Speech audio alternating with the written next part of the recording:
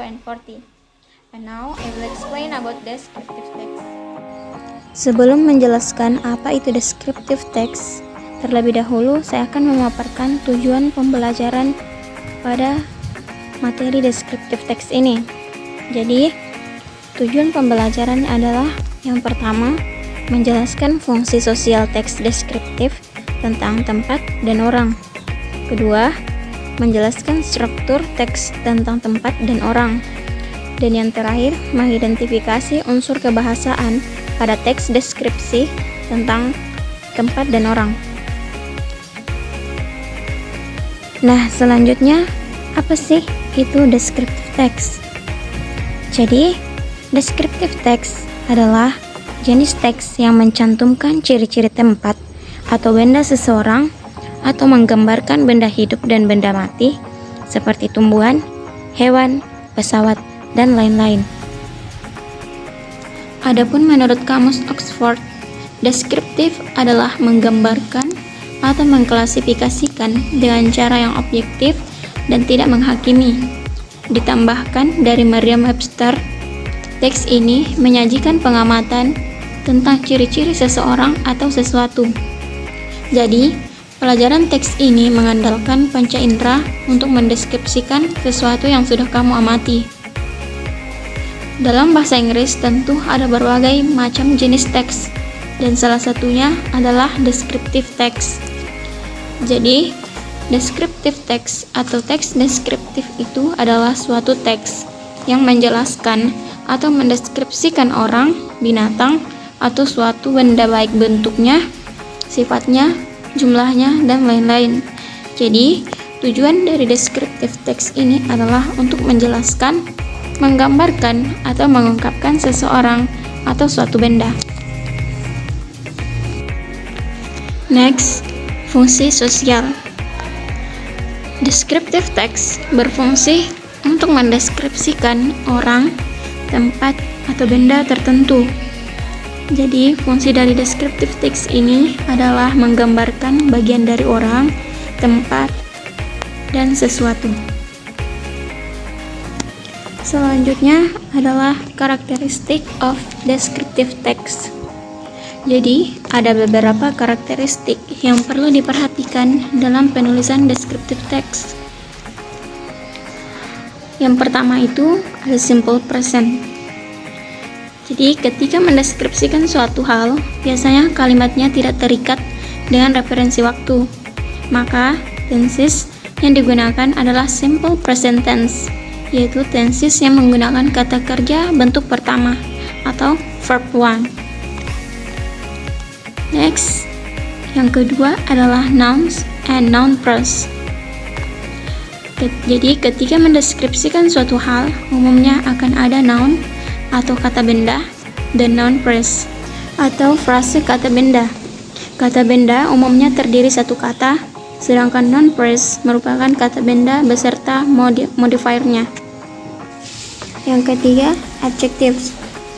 Untuk menjelaskan atau mendeskripsikan objek, kita bisa menggunakan adjectives atau kata sifat. Jadi, kata sifat ini bisa juga dijadikan modifier dalam noun phrase. Yang keempat, ada relating verbs. Relating verb atau copula adalah kata yang diposisikan untuk menjadi kata kerja dan berfungsi menghubungkan antara subjek dan penjelasan mengenai subjek tersebut. Contoh relating verb yang biasa digunakan ialah is, are, have, has, seem, occur, mean, become, and etc.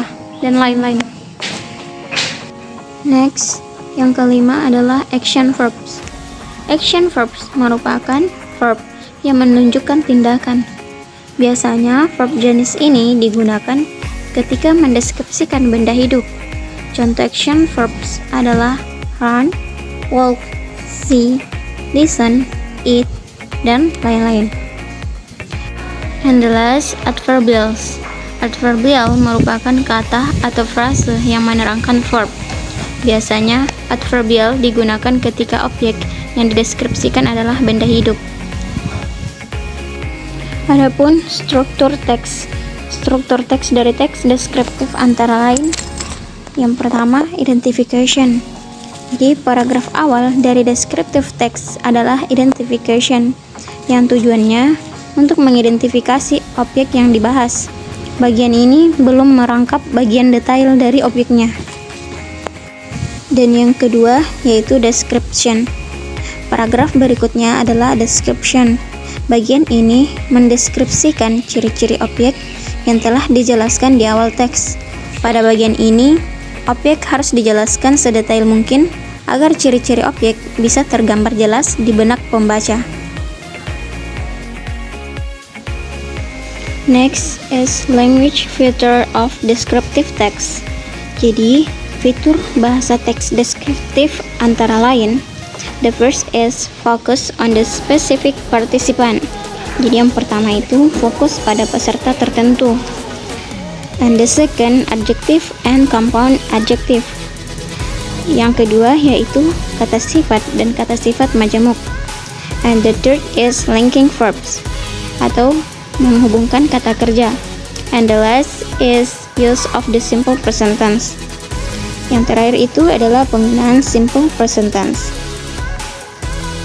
So, adjective as they are words that describe a person, place, or thing. Jadi, adjektif adalah kata yang menggambarkan seseorang, tempat, dan suatu benda. You can also use he or she plus is plus adjective, or he or she plus has plus adjective to describe a person. Jadi kamu juga dapat menggunakan he or she ditambah is dan ditambah adjective atau kata sifat, atau he or she ditambah has ditambah adjective untuk menggambarkan seseorang. The example, she is blonde, or he is strong. She is blonde is dia perempuan berpirang. He is strong, dia laki-laki yang kuat. Nah, next is text descriptive. My new classroom. I have a new classroom in my campus building. The new classroom is so different with the old one in my classroom. We have built-in LCD projector and brand new whiteboard. The color of the new classroom is soft pink and it comforts me very much. Yang artinya ruang kelas baruku. Saya memiliki ruang kelas baru di gedung kampus saya. Ruang kelas baru sangat berbeda dengan yang lama di kelas saya. Kami memiliki proyektor LCD dan papan tulis baru. Warna ruang kelas baru ini berwarna merah muda lembut dan sangat menghiburku.